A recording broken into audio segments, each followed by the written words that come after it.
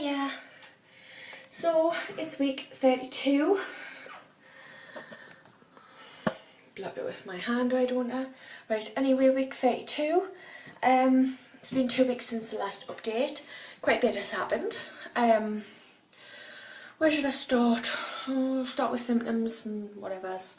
I'm getting sciatic pains down the backs of my legs, which is quite painful and makes them feel quite weak when I'm walking. Still the same pelvis and hips pains. I don't think that's going to go away anytime soon, so just kind of get on with it. But there's only 8 weeks left, so I can't really complain. What else? Cravings, more or less the same. Chocolate-ish, but not as bad as what it has been. Anything else? Spots. Oh, can you see that spot there?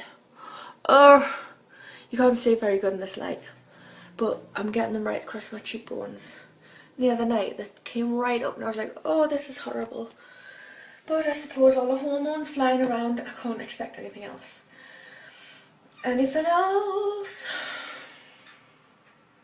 No, I don't think so. Last time I said I was going for a 4D scan, I did, and oh my god, it was amazing. It's expensive, but it's so worth the money. You get like loads of black and white pictures, you get coloured pictures, and you get a DVD. Obviously if you get the bigger package you get more, but I got like the middle package and that was well enough. And it's definitely a girl, double checked, definitely. She's gorgeous, she looks like Rob. She looks so much like Rob. I hope she's got my hair. Well, I know it's a bit of a curse because it's so curly. Not that you can tell at the minute, it's been rained on. But, I don't know. We'll see. She's going to be gorgeous no matter what. I'll put some pictures in now and maybe a little clip of the scan.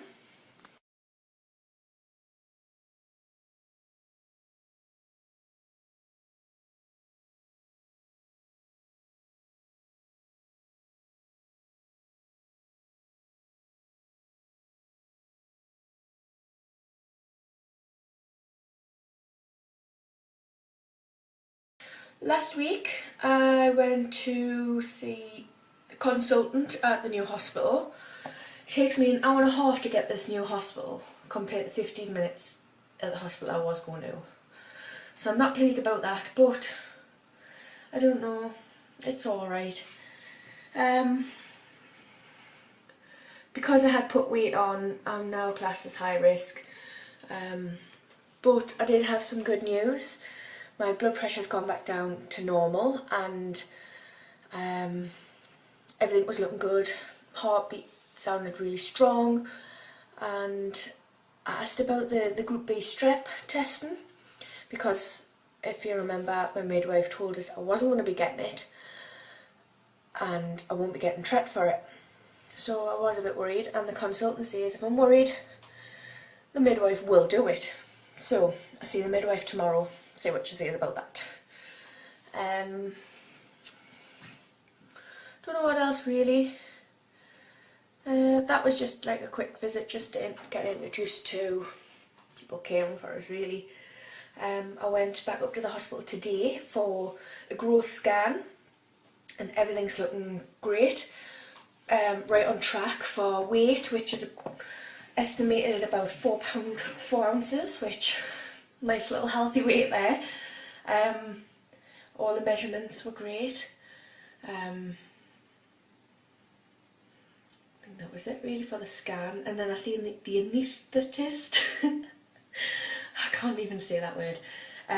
But he was just explaining why I need to be sort of treated differently, because people holding a bit extra weight more than likely need a bit extra help, although not always.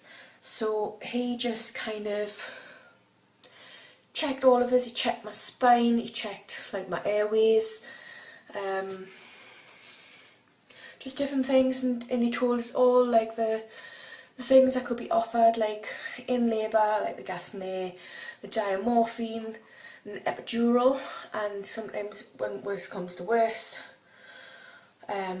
C-section. and he felt my back, and my back's still actually sore where he's pushing.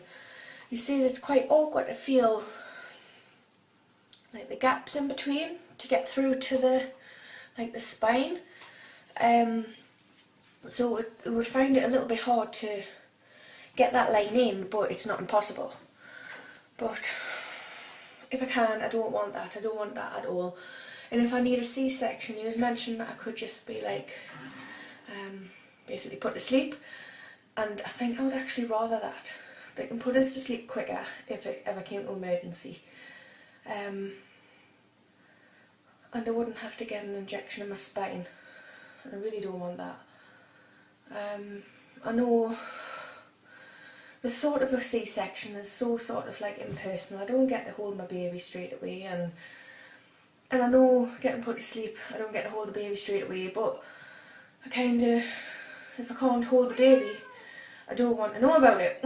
So if I'm asleep, I can wake up and then see my baby. And I think when I write my birth plan, I can mention that if the worst comes to worst and I do need a C-section, that's how I want it done. But hopefully everything goes to plan and I can give birth naturally with Gasinate and diamorphine, because that's all I really want, unless I get absolutely desperate. Anything else?